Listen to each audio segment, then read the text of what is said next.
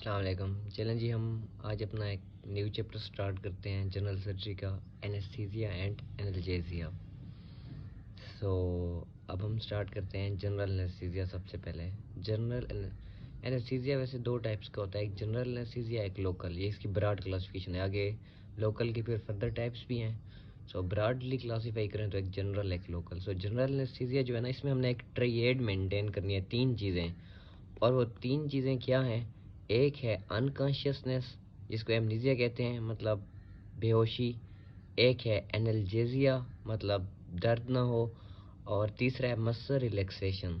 ठीक है, ये तीन चीज़ें, unconsciousness, amnesia, analgesia and muscle relaxation, which is drug induced and reversible. हम ड्रग से मसल्स को रिलैक्स कर देते हैं और ये एक रिवर्सिबल रिलैक्सेशन होती है। और मसल इससे रिलैक्स करते हैं ताकि जब हम एनेस्थीसिया दें तो रेस्पिरेटरी ऑब्स्ट्रक्शन ना हो, क्योंकि जो हमारे रेस्पिरेटरी मसल्स हैं, ठीक है ना, अगर वो कंट्रैक्ट करें, ठीक है, या फिर हमारे जो बाकी बॉडी के मसल हैं ना, वो रिलैक्स हों, ताकि हम कोई भी सर्जरी इजीली परफॉर्म कर सकें। अगर मसल कंट्रैक्टेड होंगे तो हम नहीं परफॉर्म कर सकेंगे।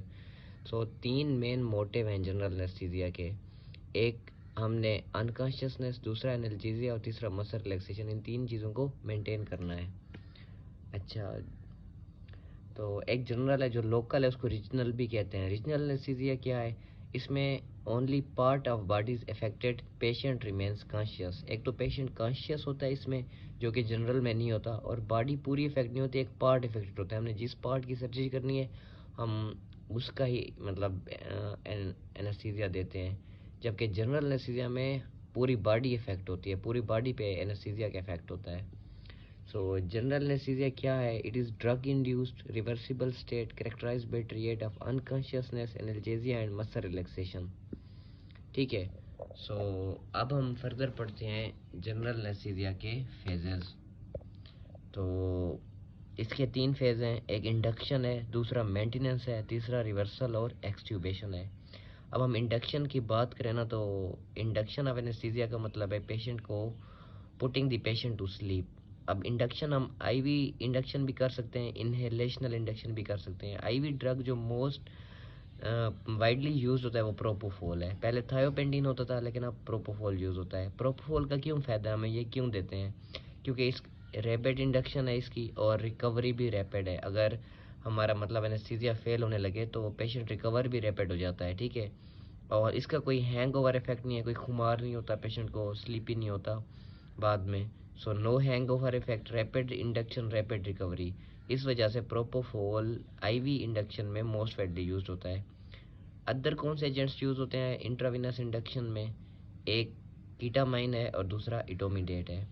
अब हम आते हैं इनहेलेशनल इंडक्शन पे।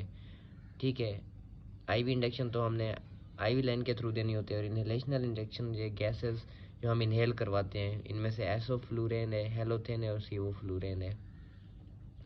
जो इनहेलेशनल इंडक्शन ना, ये यूज़फुल है चिल्ड्रन में नीडल फोबिया हो जिनको, उनमें, और उन पेशेंट में जिनमें रिस्क हो पल्मोनरी एस्पिरेशन का। Inhalational agents should have sweet smell and rapid onset of action.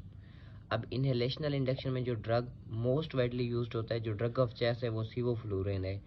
सीवोफ्लूरेन इसलिए मोस्ट वाइडली यूज्ड होता है क्योंकि इसकी स्मेल स्वीट है और इसका ऑनसेट ऑफ एक्शन भी रैपिड है। इसके बाद यूज्ड होता है हेलोथेन। और जो एसोफ्लूरेन है वो एक पंजेंट गैस है और यो यूज़ नहीं होती इंडक्शन के लिए। तो इसके बाद इंडक्शन ऑफ एनेस्थीसिया, हमने ड्रग से तो एनेस्थीसिया दे दिया, अब हम एयरवे मैनेज कैसे करेंगे और वेंटिलेट कैसे करेंगे वो हम नेक्स्ट लेक्चर में पढ़ते हैं।